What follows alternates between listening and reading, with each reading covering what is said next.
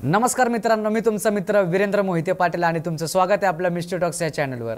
तर आज आपल्या इकडे जे पाहुणे आलेले आहेत ते खूप लांबून आलेले आहेत, तर चला त्यांच्यासोबत गप्पा मारूयात, त्यांच्यासोबत घडलेले अनुभव ऐकूयात। नमस्कार सर। नमस्ते। काय आपलं नाव? माझं नाव भरमू मायपा पवार। बरं, कुठे राहता तुम्ही? राहतो सध्या मी कुंडल, तालुका पलूस, जिल्हा सांगली येथे।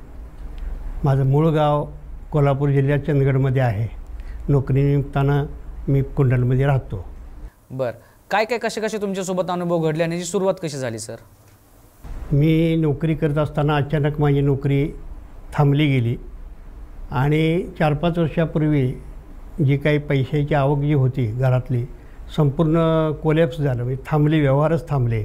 ज्यांच्याकडून येणं होतं ते देईनात आणि आले तरी घरात पैसा थांबत नव्हता। त्याच्या आधी तसं व्हायचं का? जॉब जायच्या आधी? नाही, त्याच्या अगोदर बरेचसे दिवस म्हणजे 20-25 वर्षाचा कालावधी माझा अतिशय आनंदात गेला होता। मी परदेशात नोकरीसुद्धा केलेली होती आणि नामांकित होतो मी, पण तो अचानकच हे असं झालं आणि घरामध्ये दवाखाना चालू झाला, पैसा थांबेना आणि मानसिक फारच त्रास व्हायला लागला। आणि त्यामुळं मी मग इकडं तिकडं फिरायला लागलो की बाबा असं का होतं आहे, कारण मुळापासून मी आध्यात्मिक क्षेत्रात असल्यामुळं सकाळी उठून देवपूजा करायची, 2-2 तास देवधर्म ग्रंथ वगैरे वाचायचे, माझा हे होतं। पण असं असताना हे अचानक असं का होतं आहे हे जाणवू लागलं मला की बाबा कुठंतरी हे काहीतरी चुकलं आहे आणि याविषयी कुठंतरी चौकशी केली पाहिजे, बघितलं पाहिजे।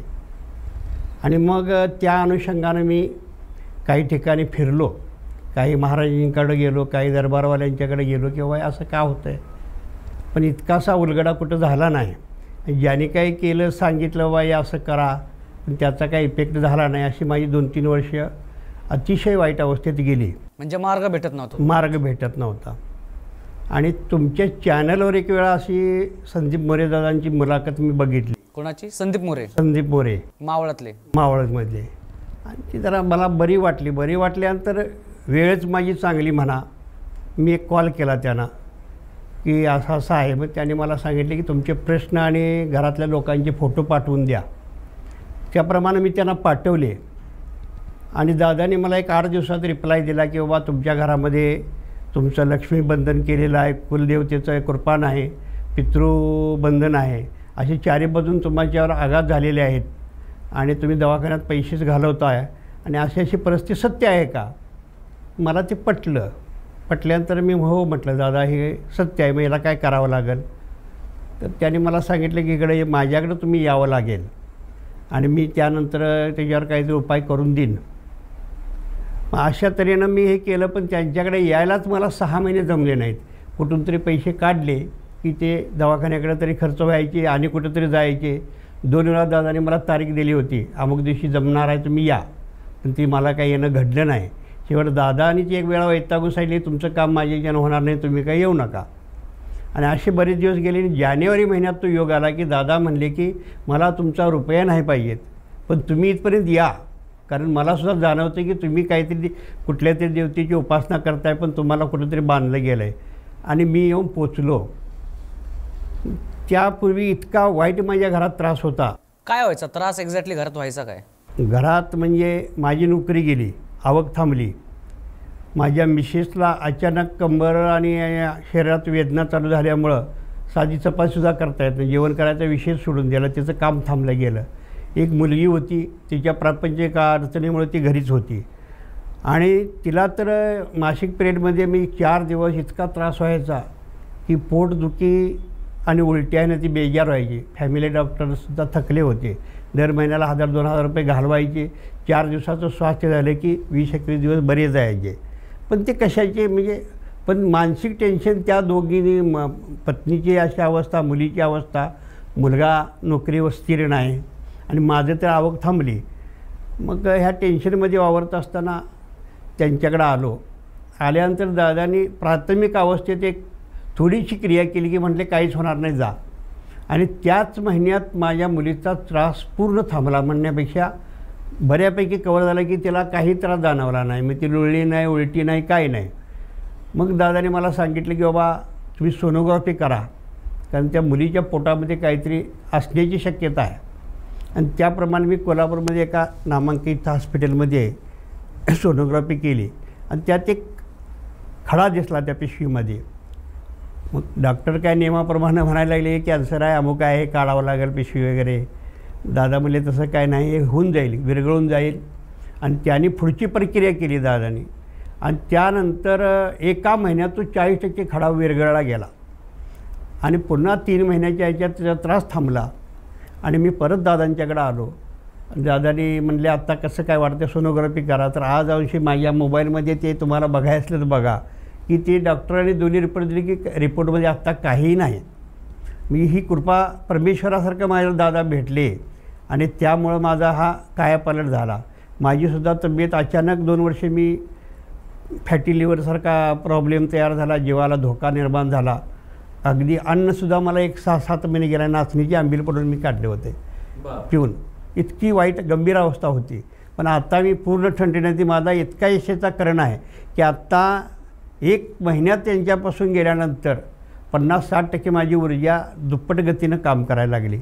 एक तर मानसिक टेन्शन कमी झालं, मुलीचा त्रास कमी झाला, माझा त्रास कमी झाला आणि माझ्या इतर सगळ्या हे तुटल्यामुळं, व्यूज तुटल्यामुळं होत्या ती कृपा मला कुलदेवतेची, माझ्या दैवतांची लाभायला लागली.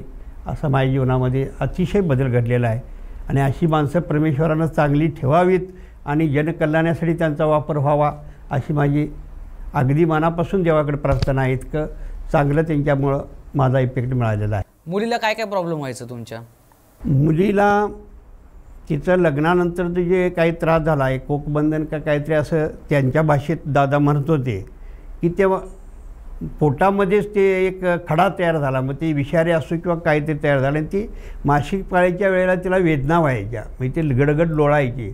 म्हणजे पेनॅक्रोर इंजेक्शन दिलं तरी ते थांबत नव्हतं. सलाईनमधनं 2 इंजेक्शन द्यायची आणि कसं तरी 1-2 दिवसांनी तिची उलटी आणि ते त्रास, म्हणजे ते बघण्यासारखं नव्हतं. म्हणजे मी सुद्धा कधी कधी रडायचो, इतकी वाईट अवस्था होती.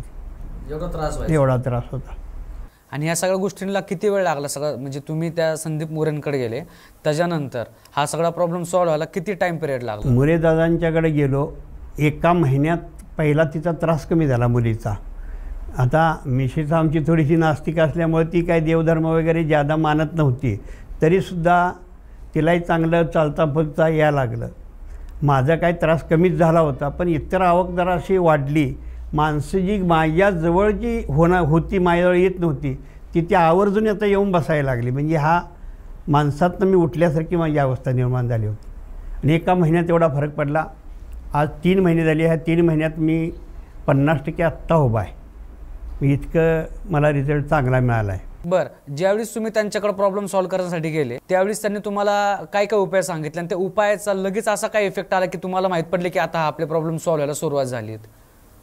दादाने मला सांगितलं होतं की तुमची पितरं बांधलेली गेलेली आहेत आणि तुमची कुलदैवत उपासना होत नाही, त्यामुळं तुम्ही जी उपासना इतर देवतांची करता त्याचा इफेक्ट तुम्हाला मिळत नाही जीवनात. आणि तुम्ही या काही मला भोग सांगितले की पौर्णिमेला हे एका पिंपळाच्या झाडाखाली असा उतारा करून घरात उतरून एखादा नारळ किंवा बुंदीचा लाडू जे पितरांना काय द्यायचं आहे त्यांचा भोग द्या असं सांगितलं. पहिले त्यांच्याजवळ गेल्यानंतर 4 दिवसात पौर्णिमा आली. त्या पौर्णिमेला एक मी भोग दिला आणि पुन्हा अमावस्याला एक भोग दिला. आणि अक्षरशः माझे आजोबा, माझे आईवडील माझ्या स्वप्नात येऊन माझ्याशी बोलायला लागली. मुलीच्या माझ्या स्वप्नातसुद्धा कुलदेवतेच्या रूपाने एक बाई स्त्री एक आली आणि त्यांच्याशी तिच्याशी बोलली. म्हणजे असे काही मला हे जाणवले. आता काल परवा ते ज्यावेळेस त्यांनी जे सगळे सोल्युशन दिले ते सोल्युशन द्यायच्या आधी तुमच्या सोबत तुमच्या आईवडील कधी आलते का? नाही, त्यांचं कुणाचंच काय नव्हतं. आता ते कुणी जी वारलेली होती आमच्या गावाकडच्या ह्याच्यात, काल परवा तर माझा चुलता माझ्या स्वप्नात आला आणि बैलजोडी घेऊन आम्ही दोघं शेतात जाऊन काम करत होतो. म्हणजे हे कधीही त्या ध्यानीमनी नव्हतं की गेल्या 30 वर्षात मी त्या माझ्या मूळ गावाकडे जातच नव्हतो आणि त्यामुळे त्या कुळाशी माझा संपूर्ण संपर्क तुटला होता. पण दादाच्याकडनं येऊन गेलो आणि ते नेमकं मला 2दा ज्योतिबाला जायला मिळालं. माझी देवी आवनची MI तिथं 2दा जायला मिळालं. म्हणजे माझे मार्ग जवळजवळ खुल्ले झाले. हो, म्हणजे त्या सगळ्या गोष्टी योगायोगाने घडत गेल्याने सगळे मार्ग ओपन झाले सगळे. मी 4 वर्षात मी माझं गुरुच ठिकाणी मानणारं गोंदवलेला जाऊ शकलो नव्हतो, अशी माझी अवस्था होती. म्हणजे जायची इच्छा व्हायची पण ते कोण भेटायचं नाही किंवा पैसाच मिळायचा नाही, म्हणजे इतकी वाईट अवस्था होती. आडलं होतं सगळं. बरं मग माहीत पडलं का हे सगळं कोणी केलं, काय केलं ते? माहीत पडलेलं त्यात काय आपण ते काय विचारण्यापेक्षा त्याच्यावर विलाजच मिळाला म्हटल्यानंतर आपण त्यात शिरण्यात काय अर्थ नाही. आणि ती नावं कशाला शोधत बसायची, त्याच्यावर विलाजच मिळाला त्यामुळे त्या गोष्टीत काय जायची इंटरेस्ट नाही. पण ते झालेलं आहे, झालेलं होतं एवढं 100% माझी खात्री झालेली आहे. बरं आता सगळं व्यवस्थित, आता काय प्रॉब्लेम वगैरे नाही काय बा. शारीरिक प्रॉब्लेम, आर्थिक प्रॉब्लेम बऱ्यापैकी सुटलेलं आहे.